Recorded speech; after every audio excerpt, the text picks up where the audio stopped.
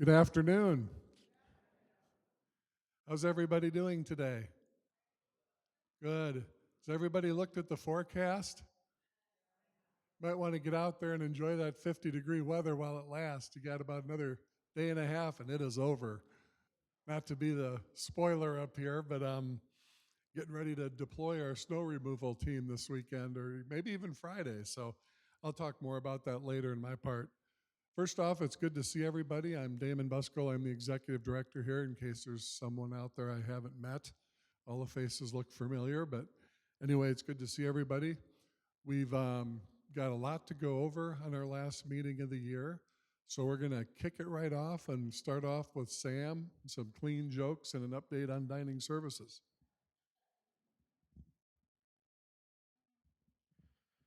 Thank you, sir. Well, I don't have a lot of jokes. I had a late submission from a resident.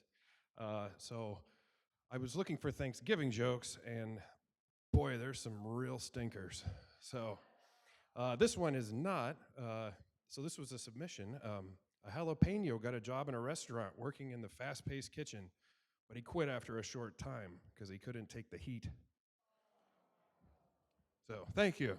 Thank you, Paul. I appreciate that. What I had prepared was some interesting facts about Thanksgiving instead of jokes. So you can wow your family members with these if you want on Thanksgiving. The first Thanksgiving feast happened in 1621 in October with 3 whole days of celebration. And although turkey was plentiful in the region, it wasn't the star. Instead, ducks, geese, swans, seafood, and other game were believed to be served. So we will not be serving ducks, geese, or swans this year. First Macy's Thanksgiving Day Parade featured Central Park Zoo animals. In 1924, it had monkeys, bears, camels, elephants, and instead of the character balloons we know today. So that's interesting. Sarah Hale is the mother of Thanksgiving. Does anyone know what she wrote? She wrote, "Mary Had a Little Lamb."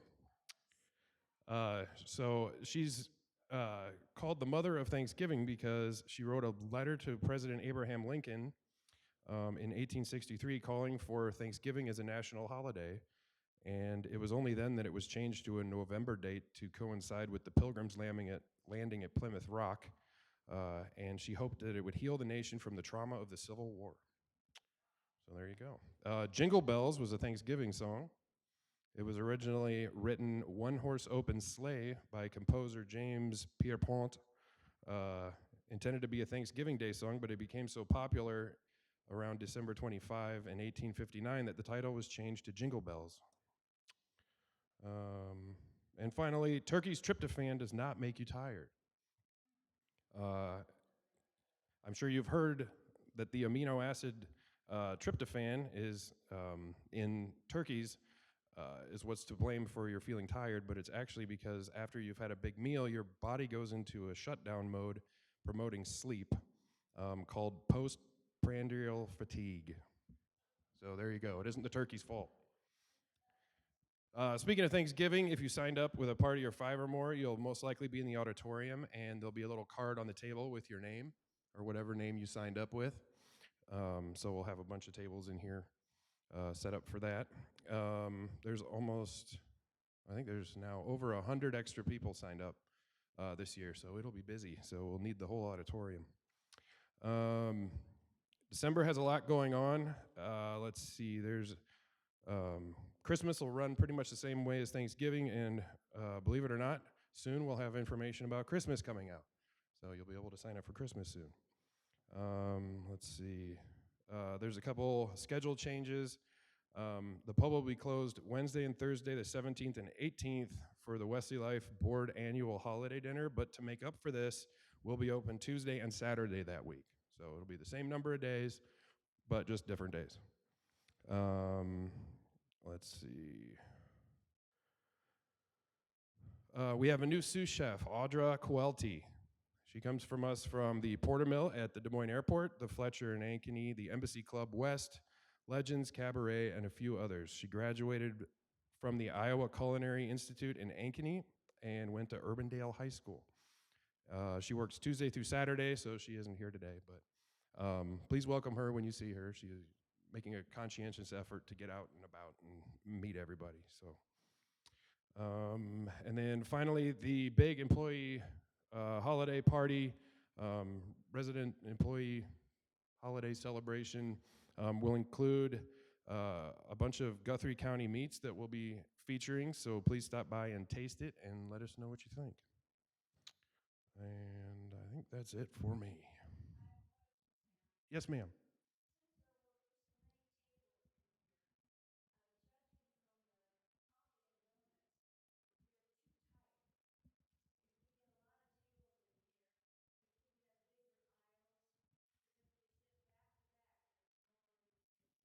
Yeah, so Marilyn was observing that during coffee and donuts, the room feels a little condensed in here, and so what we're going to do is have round tables, and they'll be spaced throughout the whole room, so there'll be plenty of.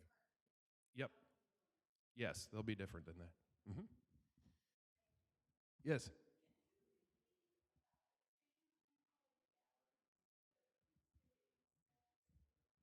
Oh, the week of the 18th, or the week of the, yeah, the 18th.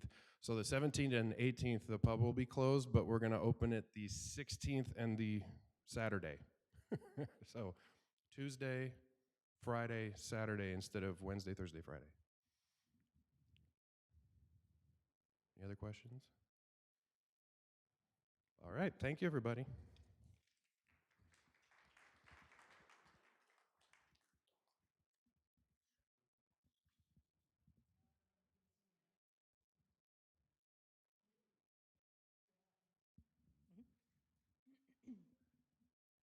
Good afternoon, everyone.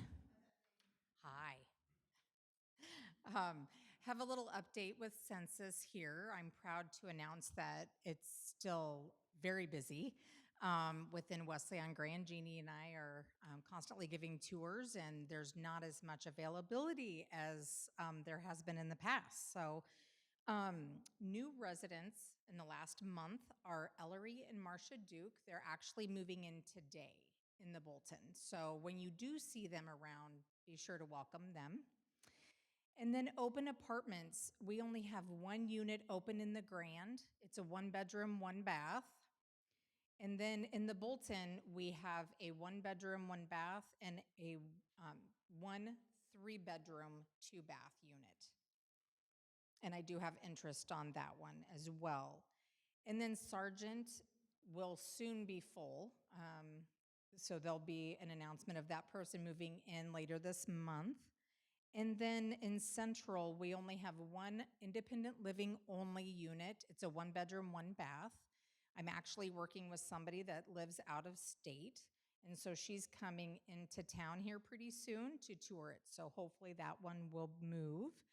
And then we just have 2 other units that are assisted living that we are working with people on there.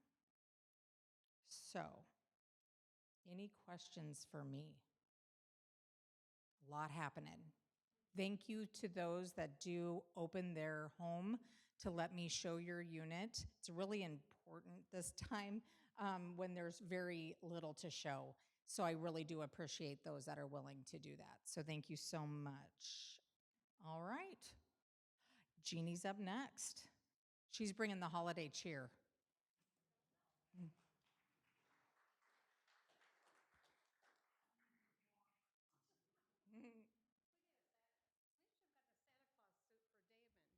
Doggone it. And we have one. Oh, we do? Okay. How many would like to see him in a Santa suit? Damon in a Santa suit. Raise your hand. I think it's unanimous. This is our project this year, and we talked about it earlier. We bought stockings, and you can check a stocking out and fill it. And these are going to be going to Broadlands Hospital week after next. So you can imagine the children there. This might be the only thing that some of them get. And so it's really important to think about the children this time of the year. we all really have enough, don't we? We really don't need that much, but the children really do, and it just brings joy to their faces. I just brought these to show you some of the ones that have come up already. And this one I did, and it has a little cowboy with a lasso, and you push a button and he goes around on the table, like this. So I thought somebody would think that was fun. Anyway, I do have some more that we can check out if you'd like to still be involved. I don't want anybody to get by without being involved if they want to be. So anyway, I will be back there, and if you'd like to check a stocking out and fill it and then bring it back to me next week, that would be great. And then we'll be getting these in a van and take it down for the children so that they can have a good Christmas. You don't have to, it doesn't have to be any specific thing. I have some people that said that they were generic. It was just for children. Some are very specific, like a 6-year-old girl or an 8-year-old boy. So, anything that you want to put in those would be fine. We just can't have food items because of the allergies. So anyway, if you'd like to get involved, this is only a portion of what has already been returned. I think we have 30 left. And we were kind of lofty, I think. We said we wanted to do 100. So if you'd like to participate in the last 30, we will let you. All right? Thanks so much. And those of you that have checked those out, get those back to me by next week, please. Or you can leave them at the front desk, and they will get it to us so that we can get them organized and get them down to the children. Okay? Thank you.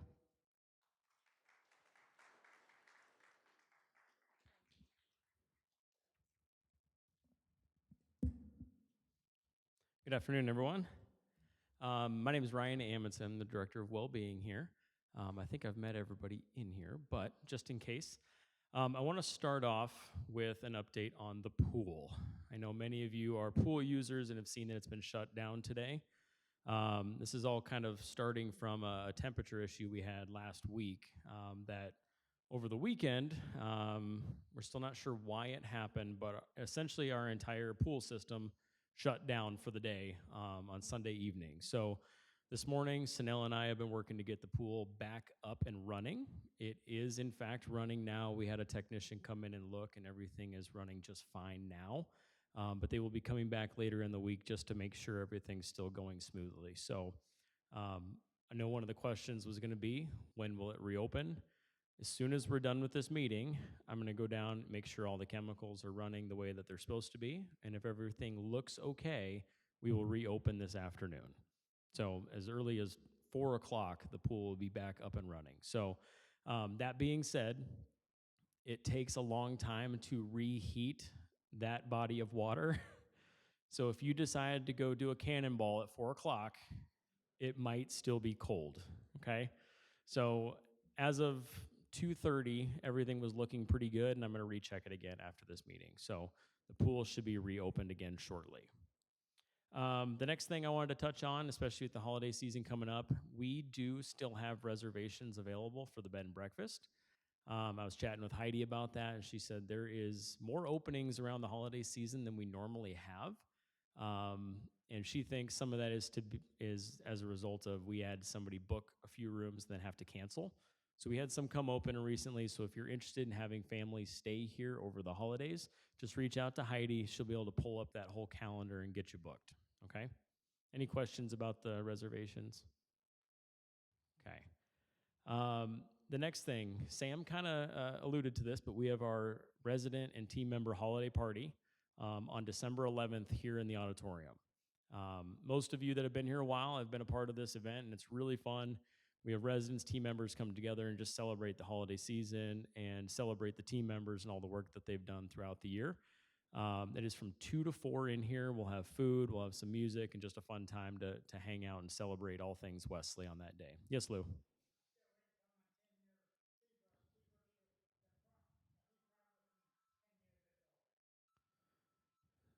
Okay, so Lou's waiting on a T-shirt that I believe Damon promised. I don't know, just throwing you under the bus there, Damon. We'll talk about that, Lou. I don't have any extra T-shirts, so I'll wear a Cubs shirt with you one day. How about that?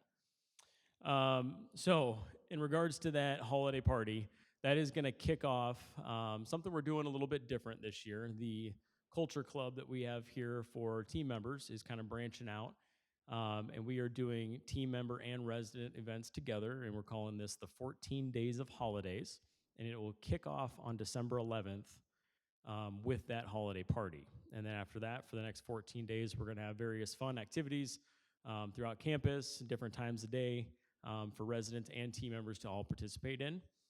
For example, December 12th, we have a gingerbread house competition where you can go to the Catalyst and decorate a gingerbread house and see who's the champion at that. We have a movie and hot cocoa day here in the auditorium. We have DIY ornaments, caroling on the 19th. We are looking for singers, so keep that in mind. It's not me. But a lot of fun events happening December 11th all the way up until Christmas. So Michaela has been making these nice little flyers. So these will be going into everybody's mailboxes. If not this week, it'll be right after Thanksgiving. Those will all go into mailboxes as well. So a lot of fun activities for you to participate in. And for the most part, most of these are able to just be dropped in on, right? We want as much activity and participation as we can. Some of these will be on Wiki's calendar. Wiki's calendar, for those of you that are familiar, is jam-packed in December. So some of them may or may not pop up on that calendar, so make sure to keep an eye out for this in your mailboxes, okay? And then the last couple items before I hand it off to Wiki to finish the activity discussion is this upcoming month in December, we have 2 events scheduled with Broadlawns. So the first one is going to be on December 3rd, excuse me. And we are going to have blood pressure screenings. We're having a brain health discussion that day, blood pressure later in the month. Sorry, I couldn't read my notes. So anybody interested in a presentation around brain health, somebody from Broadlawns will be here that first week of December. And then on the 18th, we will have another round of blood pressure screenings. They have enjoyed coming and doing that to the point that they said they will just start emailing me when they have availability, and then we'll put it on the calendar. So the next one is December 18th. That falls right in the middle of this 14 days of holidays. So the Catalyst is not available to us, and the auditorium is not available that day. We will be up in the fitness center for those blood pressure screenings, okay? I will have sign-up sheets out ahead of time to sign up for time slots. We went through really quick last time, so we'll shorten up some of those appointment times and get even more people in. But that'll be up in the auditorium. We'll have sign-up sheets and all of that going forward, okay? That was a lot from me for now. I know Wiki's got a lot more to go through. Any other questions for me? Okay. Thank you, everybody. Have a great Thanksgiving if I don't see you. Wiki, you're up.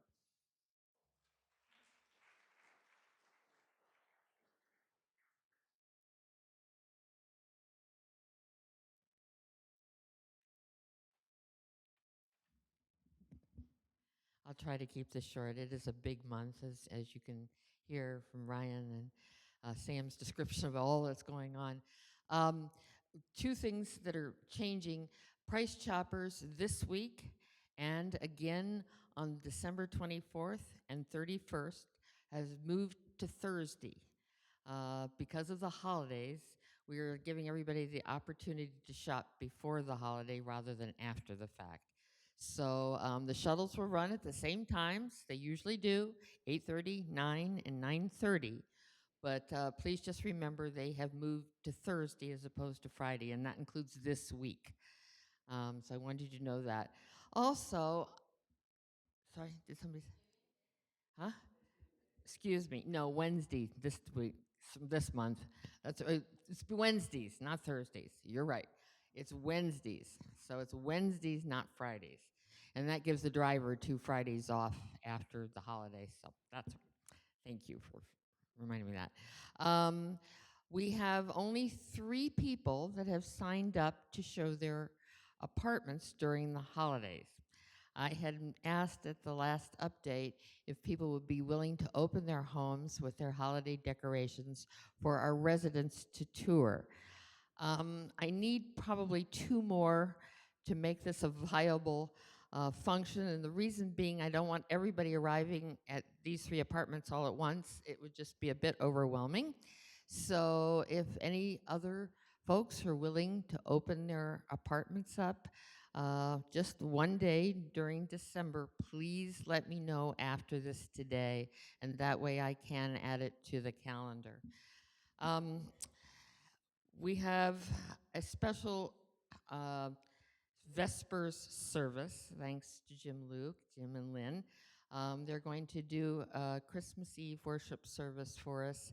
It is at 3 o'clock, so that's a little bit different. The timing has changed, but that allows them to go and be at their son's service, so that's why we're doing that. Lots of music throughout the month. You'll be overwhelmed, and as Ryan said, we'll try to get as much on the calendar as we possibly can and still make it legible so you could read it. There are days where there are like 8 activities, so it's just very, very busy, and you'll get to pick and choose. Somebody said, well, why would you schedule things at the same time? Well, this does give people options to do the things that they wish to do. So, don't feel guilty if you can't do one thing because you were doing something else. That's just the time of year that this happens. We do have Ben Rosenblum Quartet coming from New York, and that will sort of kick us off on the 8th. It's Monday the 8th, the evening. They'll be here at 6:30. They have never been here before, and I'm excited to meet them and have them here for holiday music. Then we are going to be doing a Christmas Lights tour. I think it will be on the 15th, and I say I think because I haven't confirmed that with our motor coach company. We are doing a motor coach because we need a bigger venue to get us all out to Ankeny, and we'll go up to Ankeny like we usually do in Snowman Alley and the Gingerbread Lane. We will do that and come back and do Beaverdale and some other things as well, and then we come back here and have cocoa afterwards. So as far as I can tell, and I will get it on the calendar in writing, but 15th is the night we're planning to go, Monday the 15th. We leave here about 6:15. It does mean you need to sign up to make sure you have a seat on the bus. Always do a New Year's Eve celebration.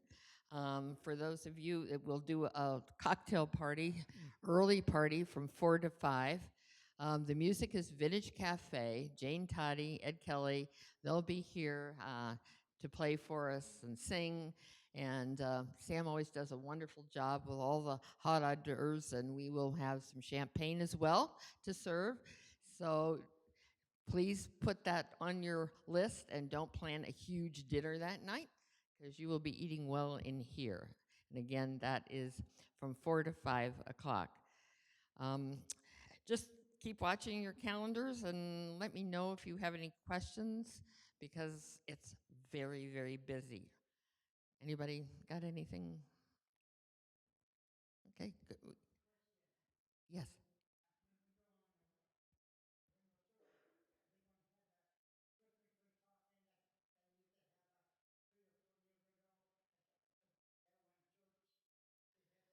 Yes, the lights on the church.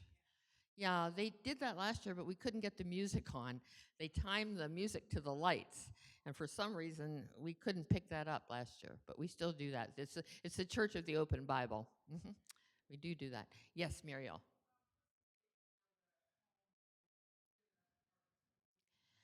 I'm discussing that with the homeowners, so if you're willing to do it, I want to make sure everybody's available to do it.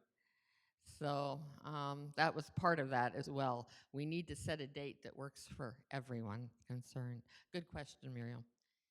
Anything else? Thank you. Have a wonderful Thanksgiving, everyone. Damon, I assume.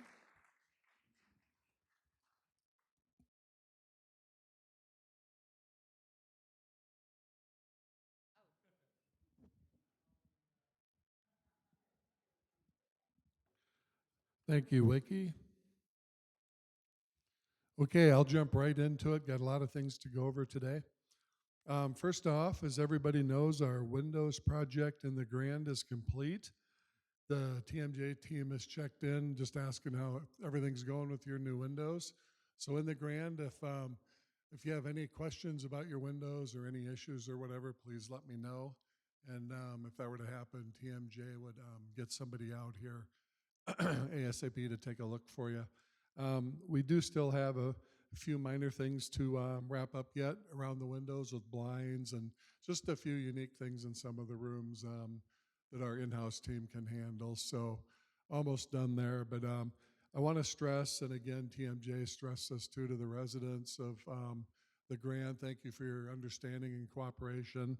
I've said this before, but it was really neat to hear from Ryan, the head of TMJ, and Danny and Hayden and the others about the culture here and how well the residents treated them and just how well organized everything was. Now the TMJ team and the WOG team work together. TMJ made a real good impression on us, and what's cool is we apparently made a real good one on them too. So who knows? Could be doing some future projects together, but a lot of positive back and forth and appreciation there. But if your windows act up or misbehave, let me know. They shouldn't, but you never know. So the roofs. Obviously, we're doing a lot of roof work. You know, it was really, really nice. It wasn't long ago. Did everybody hear the downpour a little while ago? Hour and a half ago? Well, I'm in my office. I just heard pouring, and I looked out in the parking lot. Well, it wasn't that long ago. I'm like just waiting for my cell phone or my office phone to go off. Health centers leak and sergeants leak and leaks everywhere. Get the buckets. You know, we just jump into action. Phone didn't ring. No text, no calls. Texted several of the guys out amongst the property. Any leaks where you're at? Nope. So told everybody if you hear of any leak at all, to let me know, and I haven't heard of one yet. So that's pretty nice compared to where we were in the summer. For those of you that remember that, a rain like that, we would have had water coming in a lot of places. So big improvement there. That project should wrap up this Friday. I was just talking to BJ before this meeting. He's the foreman of the roofing project for TMJ. Of course, the downpour today, not downpour, but the brief heavy rain today. We might have some inclement weather on Friday. You've watched the forecast, that's going back and forth with some are saying 3 to 5 inches already on Friday. Some are saying 1 to 3. We'll see. But he thinks odds are very, very good that they'll wrap on Friday, even with the forecast being what it is. So roof is almost done. I think the biggest thing that means is the 2 big lift trucks will be out of everybody's way in the parking lot. So, but all in all, again, everybody's done a really good job being patient and asking questions when the machinery was in the way, and we would find ways to get your car out of the garage or wherever it was. So good teamwork there too. And BJ stressed that on the call today to thank you all for your cooperation. Said you've been great to work with. Same with our team. Swinging over to our Bolton building, the Bolton interior refresh schemes were chosen last week, and we are getting ready. We are putting the project together right now that we know what the carpet and paint and the rest of the schemes will be. So basically, it works like an apartment turn does. We're getting the bids from the different vendors. We'll bring that all together, and it'll be rolled out as a project here really, really soon. We'd really love to get that project done in this calendar year. That's the goal. Some of that will depend on the availability of the tradespeople that we'll need for the project. So, but we're already off and running, getting bids there. So excited to see that come to fruition. Moving down, the Bolton elevator, still no start date on the rebuild there. And that's very relevant because, of course, when they start to rebuild and put the modern elevator in there, we have to shut the elevator down. So we don't have that date yet. We're telling the elevator vendor that we're going to need some decent notice there. We won't put an announcement out at 4 p.m. on a Monday that it's shutting off at 8 a.m. the next morning. We're stressing that we need some time for our residents to prepare and move whatever or do whatever just to get ready for what the shutdown is going to be. And rest assured, our team, it was a really good thing that the window project and the Bolton elevator shutdown did not happen at the same time. That could have got interesting, but I think God was looking down on us there. But the team and I are already getting ready for the logistical support and everything for when the Bolton elevator goes down. The good news is we learned quite a bit from the first time. We had a couple residents relocate. We have a temporary solution for one couple where the stairs are an issue, and there's 4 or 5 key steps that we took the first time the elevator was down before we got the temporary motor in there. And we're kind of off to a head start this time, but resources so the residents don't have to navigate that staircase over there. We've got quite a few options and backups to those options already in place. So when the time comes, we'll be prepared to support our residents over there in the Bolton as best we can. So as soon as I have that date, I will let you know. Just an update, we talked about this before. As Sam said, we'll be having the Wesley Life Board Christmas party here in mid-December. We'll also, at that meeting, that's when they review the 25 budgets for the company and the capital budgets and everything, and ask any questions and whatever, and then vote for approval. Once that, assuming everything gets approved with no adjustments or anything, then the budgets are finalized after that meeting, and they are put together and they are sent out to the field. Sometimes we get those. If we're lucky, we get them by the end of December, sometimes by maybe 8th, 10th of January, somewhere in there. But anyway, after that, we will have a chat in here. I'll just set up a meeting. It'll be a budget-only discussion, a presentation of 2025 budget along with the capital budget. And I'm just going to do that topic only because if there's a lot of questions and stuff, we don't want to combine it with something else and sit in here for 2 hours. So budget alone might take over an hour. So watch for that on the calendars. When we put that on there, that'll be coming your way in January. Residents have been asking me about the, understandably so, about the leads for a new plan ops director. Bailey Sinnell and the team are doing a great job. So we're blessed there. A lot of people have been helping in that department. So the teamwork, the people that have stepped forward, very grateful for them. I think all considering, everyone's done a real good job covering. That's a big position. The reality is that position is very, very hard to find, which I've shared with you. We've expanded our recruiting radius quite significantly to the point where we're reaching out quite a ways outside of Iowa even now, and would relocate this person if we need to, if that's what it takes to get the really sound skill set that we're looking for. So just so you know, just ramping up the aggressiveness there. We've tapped a lot of resources here around the metro and cities within an hour or two of here, and just some of the real good ones are just tucked in, and their boss or their employer is not going to let them get away for nothing. Or some of the ones that have applied, the resumes and what we need, they just don't have it, just to be frank. So we're not going to settle. We're going to get the person that'll come in and be an impact person here for a long, long time. So continuing to work on that. Feel welcome to check in with me about progress there.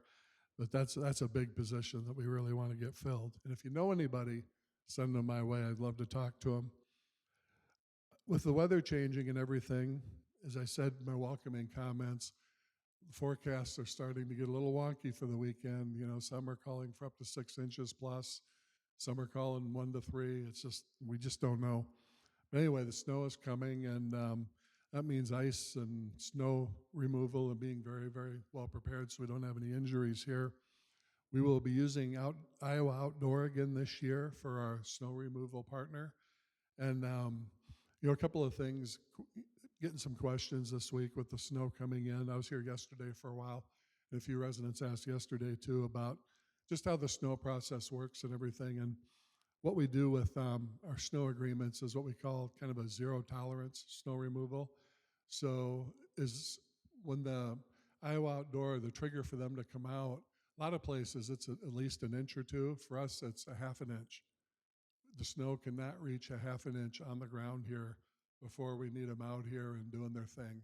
And that involves, sweeping the walks or scooping, depending on the volume of snow and how it's coming down. If the snow stops in the middle of the night or whatever, their goal is to have everything cleared off and ready for the team members to come to work to clean parking lots by 6 a.m. If it's super, super heavy snowfalls, like we had 2 winters ago, the first winter we used outdoor power. You might remember 2 years ago, we had a snow event we had 2 snow events in a week or whatever, and I swear outdoor power just lived here. But what they do is they focus on utilization and around that 10 to 10:30 to time, getting as much cleared as they can. If the snow's blowing and still coming down, it does its thing, and then mid-afternoon they do it again. And overnight they do it again. So really every scenario we've kind of got mapped out what the expectation is. I think the main thing to remember is that once it starts to push half an inch, though, you should see them out here clearing your walkways, spreading salt, and doing everything necessary to keep you safe. All of us, for that matter. I fall on ice just as easy, I think. So any questions on the snow removal? I know a handful of you, I've already explained this when you asked in my office, but we're in good shape there. And then another question that keeps coming up, the fountain in the front in the pond. Everybody remembers that the last couple of years. The fountain, when we installed it, we were told that it was a year-round fountain. We were skeptical about that, but nonetheless, that's what we were told. And you saw the big bulky ice features that formed and everything. Well, this winter, we will be taking the fountain out. RJ's just hasn't removed it yet.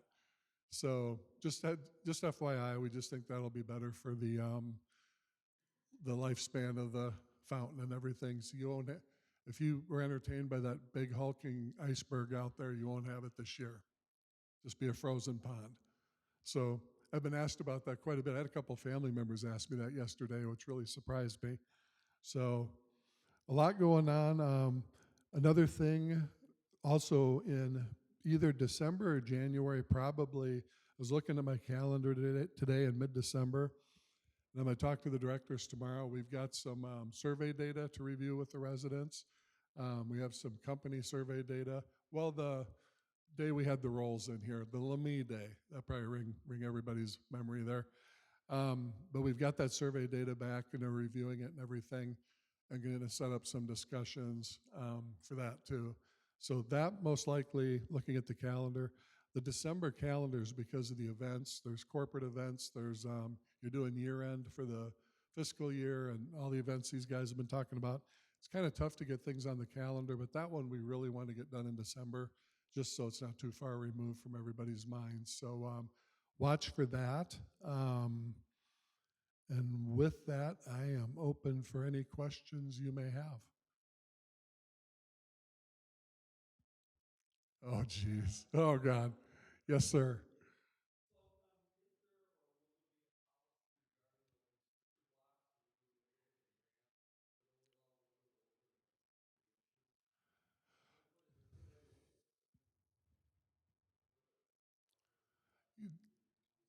That's a good question. What he's asking about is the new windows, how they have I heard it called the governor, and I've heard it called something else, but it keeps the window from opening more than 4 inches. You've all noticed that, right?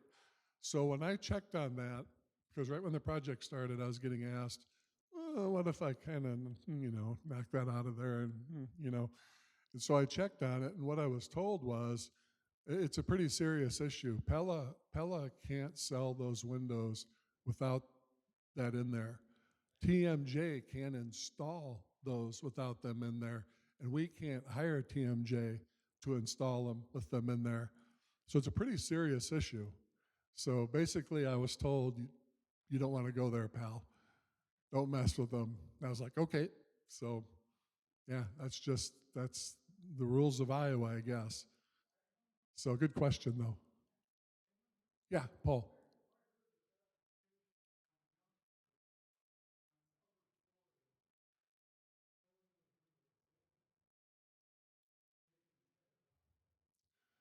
Paul's saying that he heard that rule was based on youngsters' behaviors and everything. When I asked about it, they didn't really go into what precipitated it. What they went into was height of the windows from the ground. And it was an all-inclusive, the age didn't matter. That could have started the rule, but they didn't say that to me. They just said that, you know, a person falls out a window from that height, it's going to be a very bad thing. So I don't know. Someone asked me the other day if that's a national law. I have no idea. I just know it was made very clear to me that that's the way it is in Iowa. So great questions, though, on the windows. Right there.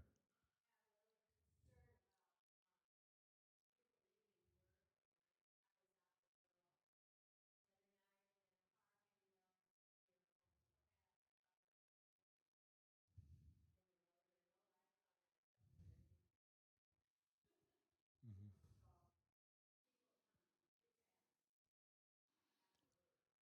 Yeah.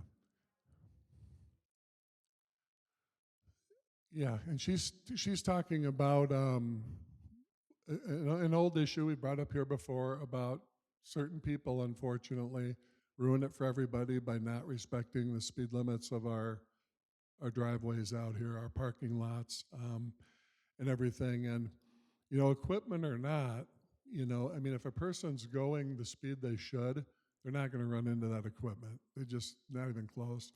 But I have seen, you know, I park right over here, and when I'm coming in the morning, you know, a lot of times it's dark when I come in, it's dark when I go home. And I have seen some people, if I could have reached out and grabbed that car, I mean, entirely too fast. Not the majority, but just every once in a while you see them. And that, of course, there's always the option of speed bumps. Those of you that have been here a long time, remember after I came, was it 18, 19 or whatever? It wasn't long after I came here in 2017, we put speed bumps out here. It was a polarizing issue, but finally it went back and forth. It's like, all right, enough is enough. We're going to put in speed bumps. They helped. I think we all agreed on that, but also everybody was sick of bouncing on them all the time. So I think we had them a year or two. Guys, if you remember better than me, we had them a year or two, and then Mark Engling was still here, and we were talking in sessions like this and everything, and we decided to give it a go without him again. So it's a polarizing issue. My position is I'm happy to do what the majority of the residents feel is the safest option. So I mean, something to think about. A lot of people don't like them. When we put them in the first time, I got a lot of complaints, but it did slow people down. So, any strong opinions? Yes, sir.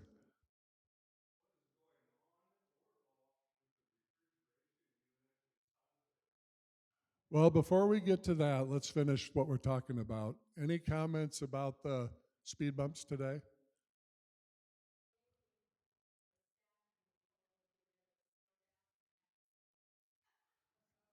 Yeah, and we've told staff, but people have seen it's not just staff.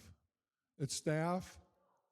I've had to talk to residents before. I've had to talk to resident families. The speeding issue isn't narrowed down to one group. It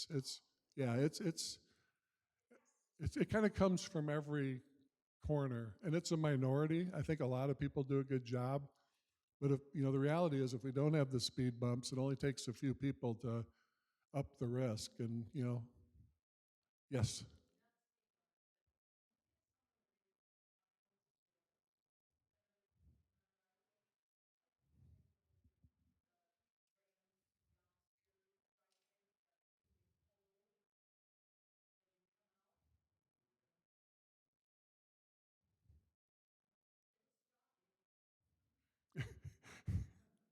That's what we need, potholes for speed bumps. Is that what you're saying?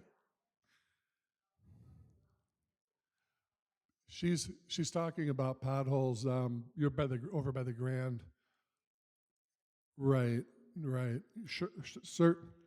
Certainly. Any other areas where, if you have any areas where there's a pothole that's bothering you, please let me or Bailey know, and we can absolutely touch that up. So I've got it written down, and we'll pass this along to Bailey after the meeting.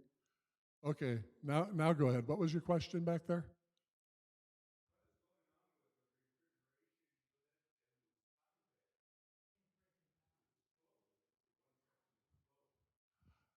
You want to answer that one, Sam?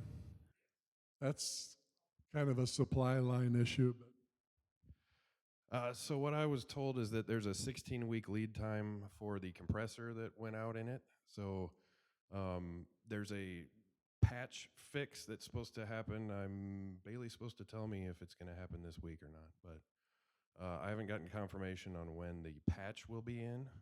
But that should be faster than the 16-week lead time for the compressor unit itself. Yes, we're still getting that. yeah, so on that one, that was one of those where unfortunately we could not do the quick fix like we could with a compressor and an air conditioner or something like that. So, like Sam said, 16 weeks for the compressor. Fortunately, hopefully, we have a patch, a band aid that'll work on it, hopefully this week. Hopefully. But yeah, when we got the announcement from that still happens sometimes it happens with the elevators too. We're going through it again with the Bolton elevator. There's just certain parts that still take quite a darn while to get. It's frustrating. Great question, though. Thank you. Anything else?